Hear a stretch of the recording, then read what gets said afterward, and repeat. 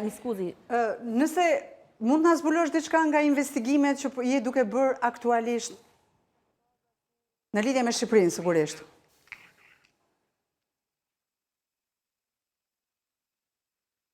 Noi abbiamo una situazione rispetto all'Albania, ma soprattutto rispetto ai narcos albanesi a Roma, abbiamo diversi soggetti che sono liberi. Ka disa subjekte që janë të lirë, disa janë në Romë. Quando parlo di Arbenzogu, detto Riccardino, parlo di Arbenzogu dhe Riccardino,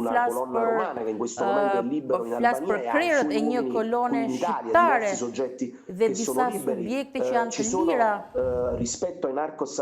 Në krahasim me narkosit italian kemi dhe tematika që lidh me vështirësinë që t'i japim, pra t'i dënojmë në burg në vendin tonë. Elvis Demce, Elvis Demce është një subjekt tjetër që pas një dovuta a diciamo così finte relazioni mediche pas një sër raportesh mjekësore që ka paraqitur në proces, pastaj kemi problemi se nuk e dënojmë dot. È difficile poi applicare il carcere duro. Abbiamo situazioni nelle quali anche all'interno delle carceri italiane, anche nell'alta sicurezza, arrivano droni brenda burgjeve italiane mungon siguria, pra futen celular apo gjëra të tjera. Shumë kriminal shqiptar kanë fuqi, japin vendosje, marrin armë edhe celular. Kjo do të thotë që niveli dhe aftësia e fuqisë së tyre po rritet. Kjo është probleme edhe në Toskanë, po edhe në rajone të tjera janë bërë vende ku janë rrënjosur kolonave pra brenda mafias. E questo sempre in una logica di collaborazione con l'Albania, në logjikën e bashkëpunimit me vendin e origjinës, me Shqipërinë, ku njerëzit ku ata kthehen për të bërë investime ose ka u kundër bëjnë investime në Itali. Unë po e vazhdoj këto lloj hulumtimesh për të mund të treguar cili është ky pra niveli i dominimit të disa vrasje që ka pasur në Itali kohë të fundit, në vitet 5 apo 6 tjerë kanë një farë autorësie shqiptare.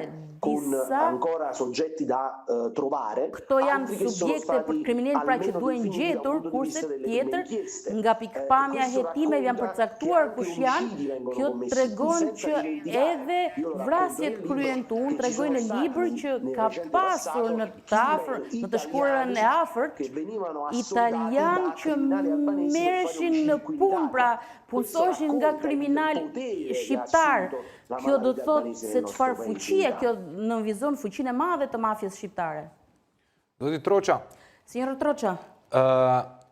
Gjatë investigimeve tuaja, a keni hasur emra të zyrtarëve të lartë italian apo të zyrtarëve të lartë shqiptar, apo keni hasur dhe raste të bashkëpunimit në alla omerta mes dy politikanëve të dy vendeve tona? Në herë gjatë investigimeve tuaja? Guardi, nel libro sono indicati una serie di soggetti che sono stati citati, janë përmendur, janë cituar. Né indagati né arrestati all'interno delle intercettazioni che venivano gjatë përgjimeve që janë bërë nga njësia investigative antimafje, që lidheshin me kartel kriminal, pra janë gjetur një sër emrash. Një nga gjërat që mund t'ju them është se ka të bëjë me këtë grup dhe veçanërisht me një subjekt për cilën është folur shumë. Hetimi është mbyllur që quhet Artur Sheu. Në këtë hetim pra lidhe me punët e tij flitej shumë edhe për kadastrën, për disa zyra të kadastrës, flitej për mundësinë të aksesimit në kadastër me anë të disa me disa elemente, me anë të pushtetit dhe me anë të parave. Ky në një farë mënyre tregon kjo gjë, tregon edhe nivelin e ndotjes sistemi që ka ndodhur, që është ndarë disa në parcela dhe është përndarë në vende të tjera mafia shqiptare. Ne këtu tregohet edhe rëndësia për shembull e riciklimit nga anën e këtij grupi kriminal, ku në disa zona italiane mes Ligurias dhe Toskanës, flitet për një avokat, aty citohen, pra përmenden edhe politik italian dhe shqiptar që ishin brenda, pra fliteshin brenda këtyre bisedave. Çfarë tregon? Kjo tregon aftësinë e tyre për të mund të ndikuar apo për mund të ndërtuar rrjete apo për ndërtuar marrëdhënie. Kjo sigurisht që është shumë e qartë. Përndryshe nuk do të kishte mbërritur këtë nivel, nuk do të kishte shkuar në nivel ndërkombëtar. Sipas jush, kush fiton më shumë nga pastrimi i parave? Fitojnë organizatat kriminale apo ekonomitë që i thithin ato?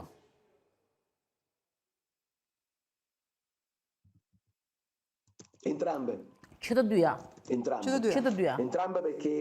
të dyja sepse duhet të mbani, keni parasysh një gjë. Kur lekët nuk kanë erë në fakt, kur lekët pra jo të lishme hynë në ekonominë e lishme, ato qarkullojnë.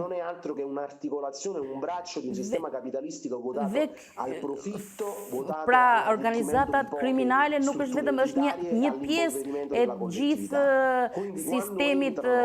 sistemit kapitalist, ku një pjesë pasurohen dhe të tjerët varfërohen.